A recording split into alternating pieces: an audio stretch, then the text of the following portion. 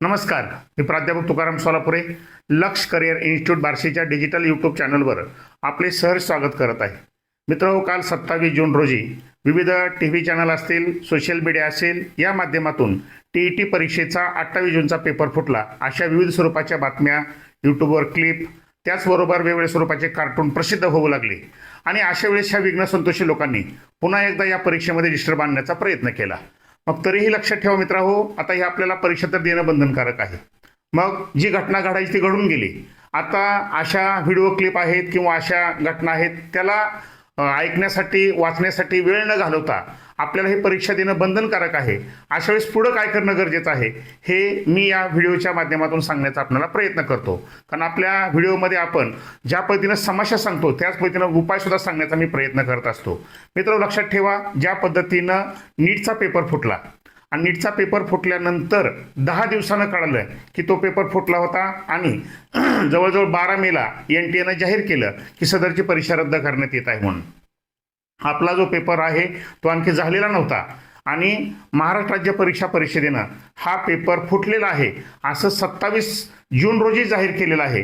त्यामुळं नीटमध्ये आणि आपल्या पेपर फुटीमध्ये थोडासा बदल आहे, हे लक्षात ठेवा. तो कसा, तर नीट पेपर झाल्यानंतर ह्या मुलांनी काय केलं होतं, ज्यांना खूप चांगले मार्क पडले त्या मुलांनी, की आपले रेफरन्स बुक असतील किंवा मटेरियल असेल ते आपल्या इतर मित्रांना देण्याचा प्रयत्न केला. त्याचबरोबर काही तर भंगारला सुद्धा घातलं, कारण आपण मधल्या कालखंडामध्ये भंगारवाले सुद्धा नीटच्या पेपरमध्ये चौकशी झालेली आहे हे पाहिलं होतं. तशी वेळ आपल्यावर आलेली नाही, म्हणजेच आपल्याला एक दिवस अगोदरच पेपर रद्द केलेला आहे. त्यामुळं आपली तशी मेंटॅलिटी किंवा माइंड डिस्टर्ब होण्याचा प्रयत्न झालेला नाही. त्यामुळे तो एक सकारात्मक बाजू घ्या.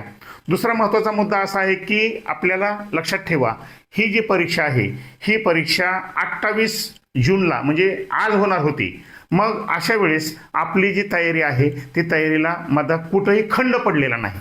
म्हणजेच काय, समजा त्या मुलांना जसं 13 दिवसाचा खंड पडला होता तसं आपल्या दृष्टिकोनातून 28 जूनची तारीख आज आली होती परंतु ती आणखी आलेलीच नाही असं गृहीत धरून जर पुढं अभ्यास सातत्यपूर्ण चालू ठेवला, थोडंसं काय होईल की अजून डिस्टर्ब होईल थोडं दिवस, परंतु आपल्याला परीक्षा ही 4-2 दिवसांमध्ये महाराष्ट्र राज्य परीक्षा परिषद जाहीर करेल आणि त्यावेळेस आपल्याला तोपर्यंत अभ्यास करणं बंधनकारक आहे. म्हणून काय करायचं आहे की आपला जो अभ्यास काल होता, आज होता, तसाच उद्यापासून पुढं कंटिन्यू चालू ठेवायचा आहे.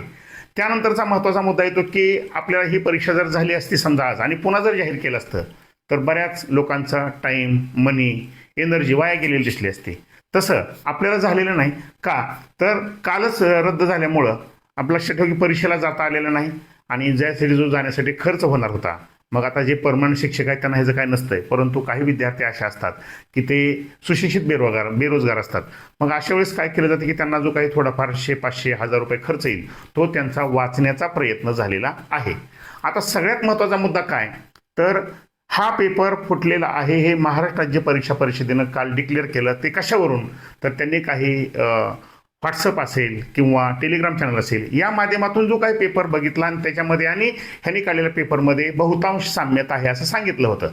मग अशा वेळेस जर समजा तो पेपर तुम्हाला कुठं जर बघायला मिळाला तर त्याला पॉझिटिव्ह अर्थ घ्या आणि तो बघा. का, तर आता फुटलेला आहे, बाहेर आलेला आहे, हे युनिव्हर्सल ट्रूथ आहे. मग तो बघा आणि त्याचा फायदा आपल्याला काय होईल, त्याच्यामध्ये मराठीचे प्रश्न कसे विचारले होते, सेकंड लँग्वेज हिंदी किंवा इंग्रजी असेल त्याचे प्रश्न कसे विचारले होते. आपल्याला समजा हा पेपर आपण दिला असता तर आपल्याला मराठीचे किती प्रश्न येऊ शकले असते, इंग्रजीचे किती येऊ शकले असते, बालमानसशास्त्र नेमकं कोणत्या अँगलनं विचारलंय, आपण केलेला जो अभ्यास होता बालमानसशास्त्राचा आणि ह्या पेपरमध्ये आलेला आहे त्यात काय फरक आहे का. समजा आपण केलेला अभ्यास असेल, मग मराठी असो, इंग्रजी असो, बालमानसशास्त्र असो, गणित बुद्धिमत्ता असो किंवा परिसर अभ्यास असो, जर तो योग्य मार्गाने असेल तर तुम्हाला कोणत्याही स्वरूपाचं टेन्शन नाही. मात्र जर समजा ह्या पेपरमध्ये तुम्हाला असं वाटलं असेल की अरे आपण अभ्यास केला वेगळाच आहे आणि इथं वेगळंच निदर्शनास येत आहे, तर तुम्हाला पुढच्या काही दिवसांमध्ये अभ्यासाचा ट्रॅक सुद्धा बदलावा लागेल. जेणेकरून लक्षात ठेवायचं आहे की आपल्याला हा जो काही पुन्हा परीक्षा होत आहे ती परीक्षा आपल्याला भलं करण्यासाठी झालेली आहे. समजा तो पेपर काल आज झाला असता आणि तुम्ही जर परीक्षेला गेले असते, दुर्दैवानं त्यातलं जरा स्ट्रक्चर थोडंसं वेगळं पाहून जर तुम्हाला कमी जास्त मार्क पडले असते तर पुन्हा ही परीक्षा 6 महिन्यांनी तुम्हाला द्यावी लागली असते. म्हणजे तुम्ही पॉझिटिव्ह अर्थ घ्यायचा आहे की कदाचित मलाच ही परीक्षा पास होण्यासाठी पुन्हा ही परीक्षा होणार आहे. म्हणून काय करायचं आहे की तो फुटलेला जो पेपर आहे तो जर कदाचित तुम्हाला कुठं पाहावयास मिळाला तर जसं लक्षात ठेवा, जरी पेपर फुटलेला असला त्याला किरकोळ लेखायचं नाही. कारण लक्षात ठेवा, ज्या झाडाला फळं येत नाहीत ते झाडसुद्धा सावलीसाठी का होईना उपयोगी असतंय. तसा हा जो काही पेपर आहे त्यातून आपणाला काय करायचं आहे, थोडंसं म्हणजे बारकाईनं बघायचं आणि परिसर अभ्यासाच्या अनुषंगाने इतिहासावर कसे प्रश्न विचारले आहेत, भूगोलावर कसे प्रश्न विचारले आहेत, सामान्य ज्ञानावर कसे प्रश्न विचारले आहेत, विज्ञानावर कसे प्रश्न, हे बघायचं आणि त्यानुसार आपल्या अभ्यासाची पुढं स्ट्रॅटेजी चालू ठेवायची आहे.